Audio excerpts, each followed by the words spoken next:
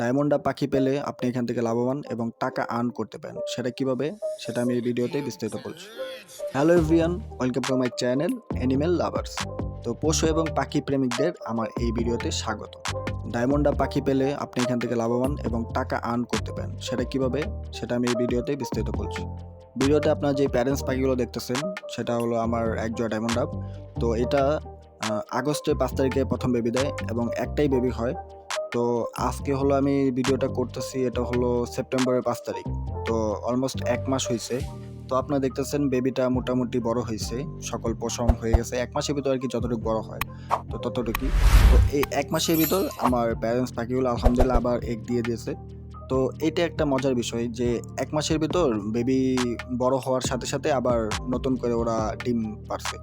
তো এটা একটা ভালো লাগার বিষয়। তো আপনার পাখি যদি সুস্থ থাকে তাহলে এরকম কন্টিনিউ এগ দিতে থাকবে এবং বেবি হতে থাকবে। তো আপনাদের একটা হিসাব দেখাই।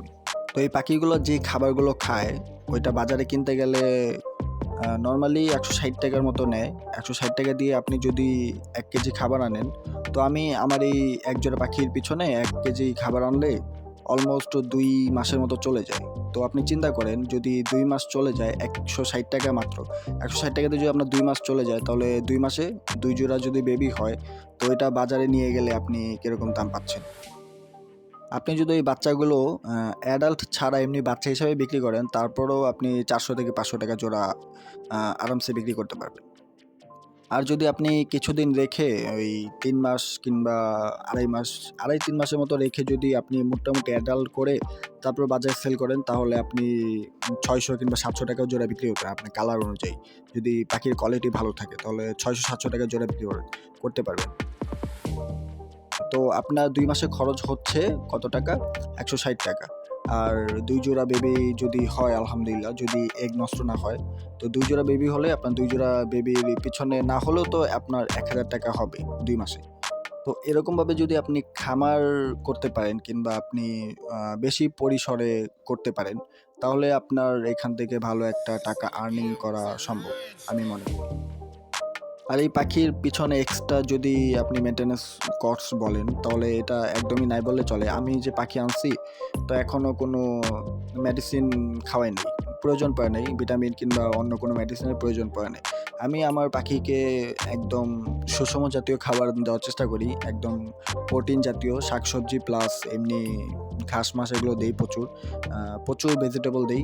যে মিক্সগুলো থাকে খাবারের, ভালো কোয়ালিটির খাবার দেওয়ার চেষ্টা করি এবং ভিটামিন জাতীয় খাবার-দাবার আছে এগুলো দেওয়ার চেষ্টা করি। আমি এক্সট্রা ভিটামিন কিংবা এক্সট্রা মেডিসিন আমি দোকান থেকে কিনে এনে দেই না। আমি আমার পাখিকে খাবারের সাথেই এক্সট্রা যেই আ খাবারগুলো আছে যেগুলো একদম প্রোটিন জাতীয় ওইগুলাই দেওয়ার চেষ্টা করি। তো এখানে আমার এক্সট্রা কোনো খরচ হয় না। নরমালি আপনি ঘাস কিংবা ওই শাকসবজি এগুলো যদি দেন কিংবা ওই যে সিদ্ধ ডিম এগুলো খুবই পছন্দ করে। এগুলো যদি দেন আপনার এক্সট্রা এখানে বেশি খরচ হবে না আমি মনে করি। তো আমি বলতে পারি আপনার যদি শখের বশেও হয় কিংবা আপনারা যদি খামারও দিতে চান, তাহলে এই পাখিটা নিঃসন্দেহে পালতে পারেন। কারণ এই পাখিটা আপনি যদি এক জোড়াও পালেন, মাসে যদি ভালো একটা অ্যাডাল্ট জোড়া হয় তাহলে প্রতি মাসে আপনি বেবি পাবেন। এটা আপনি সেল করতে পারেন কিংবা আপনি নিজেও বাসার ভিতর যদি অন্য কোনো এক্সট্রা খাঁচা থাকে ওখানে রেখে আপনি এটা বাড়াতে পারেন। যেটা আপনি পরে বিক্রি করতে পারবেন। এটা একটা ভালো দিক। তো এই আরকি আপনার যদি ডায়মন্ডা পাখি পালতে চান তাহলে নিঃসন্দেহে পালতে পারেন। আর যদি আরো কিছু জানতে চান আমার কাছ থেকে ডায়মন্ড ডাব সম্পর্কে তো বিস্তারিত কমেন্টে জানাবেন। আমি সেটা বিস্তারিত সম্পর্কে ভিডিও কিংবা কমেন্টে রিপ্লাই দেওয়ার চেষ্টা করব। ধন্যবাদ।